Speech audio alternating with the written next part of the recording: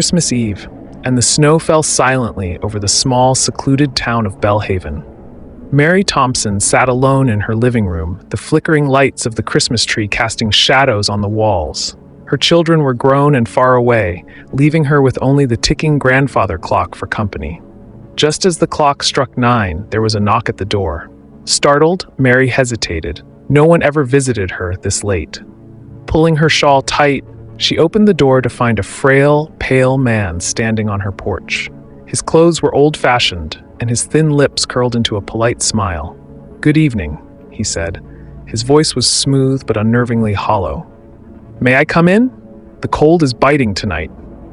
Mary felt an instinctive chill but brushed it off.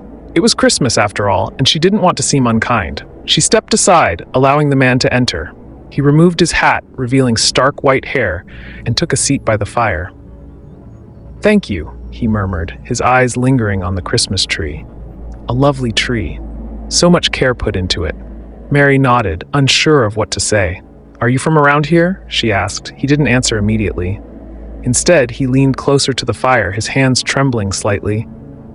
"I suppose I was a long time ago. You wouldn't know me, but I know this house well." The words sent a shiver down Mary's spine. "What do you mean?" The man turned to her, his expression unreadable. "This house has a history, doesn't it? A family that once filled it with joy and sorrow." Mary's breath caught.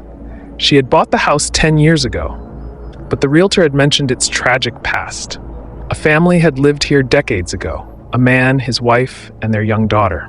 On Christmas Eve, the little girl had gone missing in a snowstorm, and her father, overcome with grief, had vanished into the woods searching for her. Neither was ever found. "Do you know what happened to them?" Mary asked, her voice barely above a whisper. The man's gaze sharpened, his pale eyes glinting in the firelight. "Yes, I was the father," Mary recoiled. "That's not possible. You would be dead," he finished for her, his lips curled into a cold smile. "I am." The room grew icy. The fire dimmed, and the Christmas lights flickered. Mary stumbled back as the man rose to his feet. "I've wandered these woods for decades, searching for her. And tonight, I heard her voice coming from this house." A faint sound echoed from upstairs. A child's laugh. Mary froze, her blood turning to ice.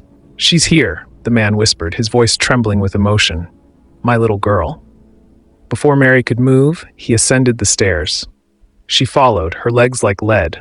When she reached the top, she found the man standing in the doorway of the guest room. Inside, the room was empty except for a small, snow-dusted doll sitting on the bed. The man turned to Mary, tears streaming down his face. "Thank you," he said softly. Then, he and the doll faded into the cold light of dawn, leaving Mary alone with the whispers of a long-forgotten Christmas tragedy.